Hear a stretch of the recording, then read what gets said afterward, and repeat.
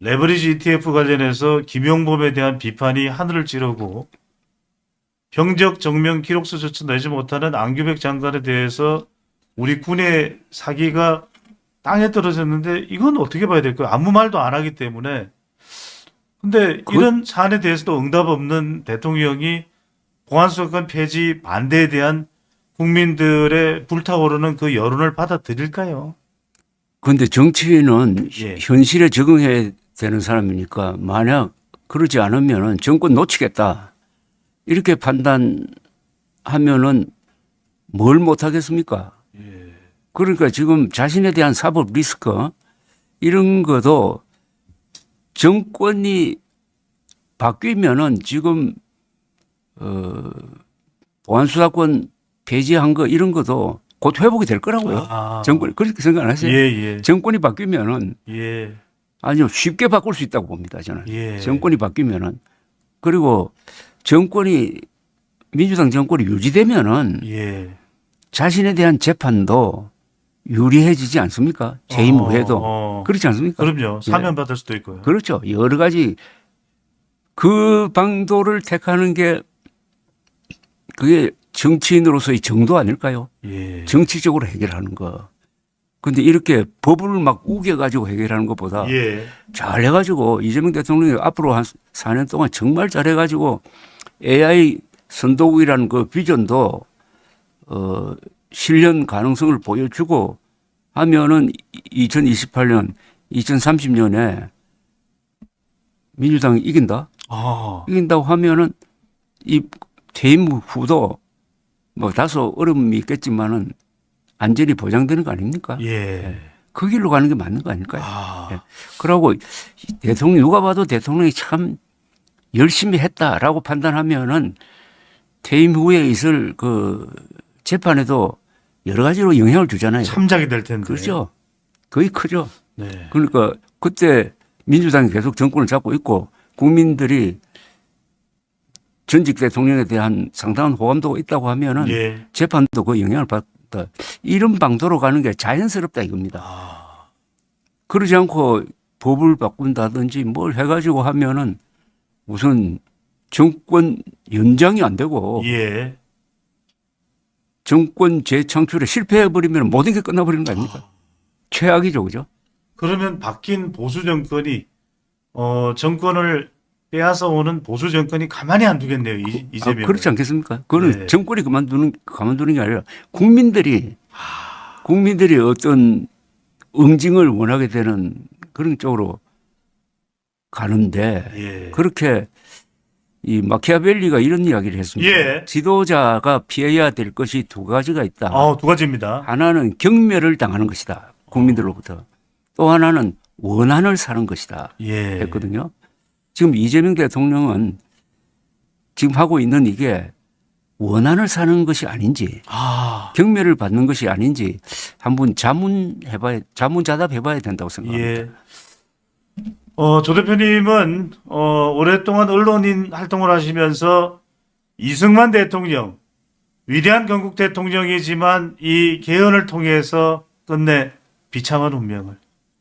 박정희 대통령은 대한민국 고도 성장과 지금의 경제 발전의 아버지라고 해도 과언은 아니지만 두 번의 개헌, 바로 이 삼선 개헌과 유신 개헌으로 인해 그의 공은 또 과와 함께 평가받을 수밖에 없는 상황이 되어버렸는데, 자, 이 이야기를 꼭 해주시면 좋을 것 같습니다. 조 대표님.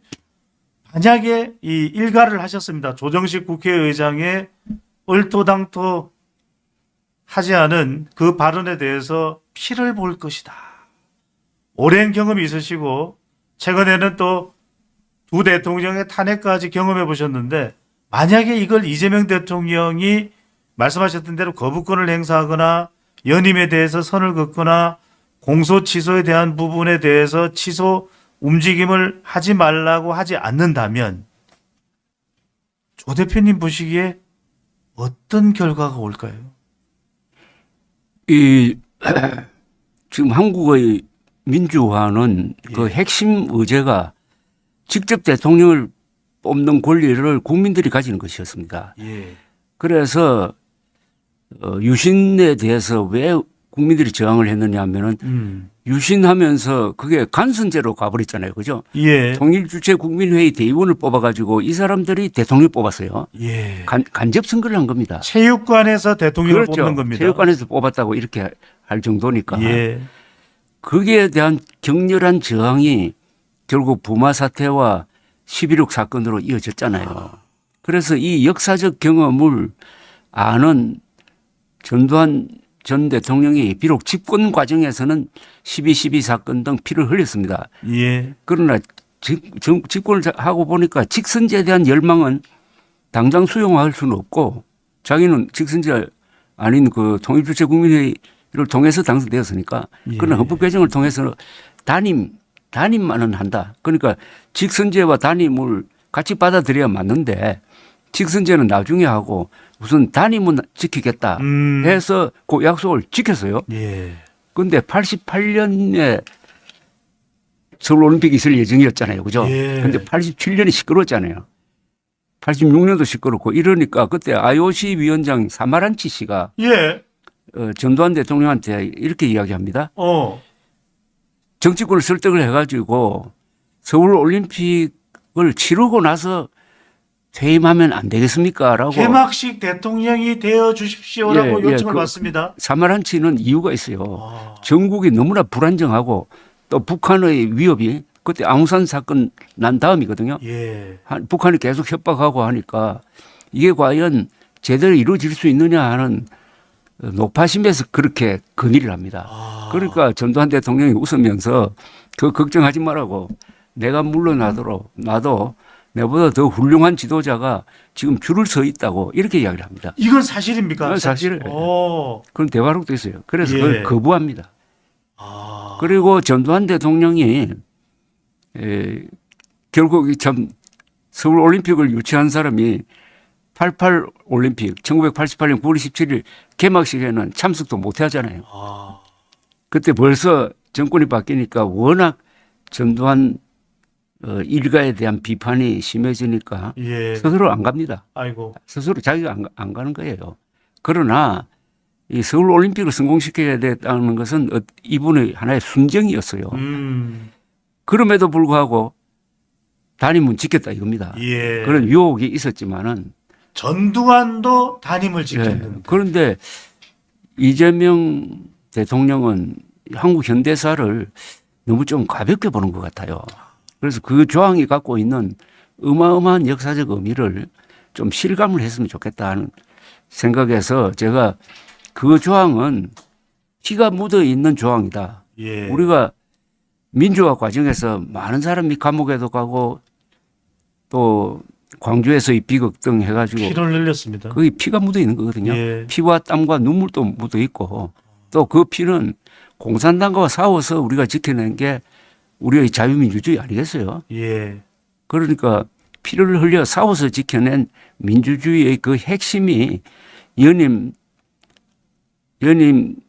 개헌 때 현직 대통령은 혜택을 못 받는다는 그 못을 박은 건데 그걸 별것 아닌 것처럼 하는 순간부터 역사의 보복을 당하는 거지. 아니 대표님 그 말씀 듣고 나니까 그 피는 지금 민주당의 핵심을 구성하고 있는 바로 그 운동권들도 그 피와 땀과 그렇죠. 눈물의 일부분 아닙니까? 그들이 가만히 안 있겠네요. 그러면 여기에 대해서는요. 그래서 자꾸만 그게 민주당 내부가 의기장이 나고 이런 이유라고 봐야 될까? 그게 제가 지금 제일 궁금하게 생각하는 겁니다. 아. 이게 조정식 국회의장의 발언이 민주당 전당대회에 폭탄을 던진 건 아닐까 하는 생각이 드는 거는 아, 그 지금 정청래 뭐 김민석 저 후보도 1985년 미 문화원 점거 사건 배후 조종자로 구속됐거든요. 예. 그분도 민주화 운동한 사람이에요. 예, 포함해가지고 이 민주당의 핵심층이 받아들이는 충격은 제가 지금 느끼는 것보다 훨씬 더 심할 것 같아요. 이분들이 직선제 쟁취를 한 주력 세력 아니었습니까? 예, 그죠? 그러니까 1987년 그분들의 상당수는 직선제를 외치면서 돌멩이도 던지고 화염병도 던지고 최루탄도 맞고 하는 민주화 운동의 제일 앞줄에 섰던 사람들입니다. 예, 그런 사람들이 민주당의 주력인데 이 발언에 어떻게 반응하느냐. 그러니까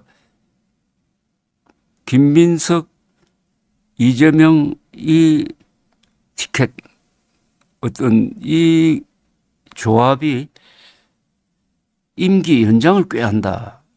이렇게 판단하면은 이번 선거 결과가 좀 의외로 나오지 않을까요? 예, 그 어떻게 말씀은 생각하십니까? 저도 공감을 하고 있습니다. 저보다는 훨씬 더 많이 그 현장을 예, 조지 대표님 아시는 말씀대로 그래도 한 표라도 두 표라도 김민석이 이길 것 같았는데 이런 뚱딴지 같은 이야기가 나오면서 여기에 반발할 이른바 민주당의 적통을 자처하는 개딸 당원들이 가만히 있지 않을 것이다.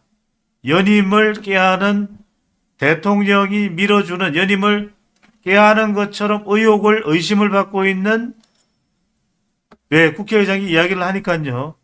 그 김민석에 대해서는 표를 줄 수가 없다. 아, 이건 엄청난 전당대회 영향이 될 수가 있겠네요. 근데 김민수 후보도 이건 안 된다고 잘랐죠. 이번 근데 뭐 아주 그 내용이 정청래 후보만큼 단호했는지는 모르겠습니다. 예. 네, 조희대 대법원장 이야기 탄핵이 부각되더라고요. 네. 대통령의 연임 운운되는 상황에 김민석 후보는 조희대 대법원장 탄핵이 이렇게까지 김민석 후보의 경우에는 강성은 아니지 않았습니까? 그래도 총리가 아니죠. 전직 총리가 그래도 직전 총리인데 같이 이 행사에도 참석해서 조희대 대법원장 탄핵을 운운한다니 이거 어떻게 생각하십니까? 뜬금없다고 생각되는데. 아, 근데 그 이 사유가 뭔데요? 갑자기 무슨 돌발 사유가 생긴 겁니까? 예, 지금 내용을 보면 언론 보도가 되는 걸 보면 무슨 이유가 있는지도 모르겠고 검찰 개혁 다음은 사법 개혁이다. 노태악 후임을 미루고 있어서 직무유기다. 탄핵이 필요하다. 아, 좀 과한 이야기네요. 예. 과한 이야기고. 그래서 요새 보면은 뭐 정청래 후보보다 더 강성인 것 같아요.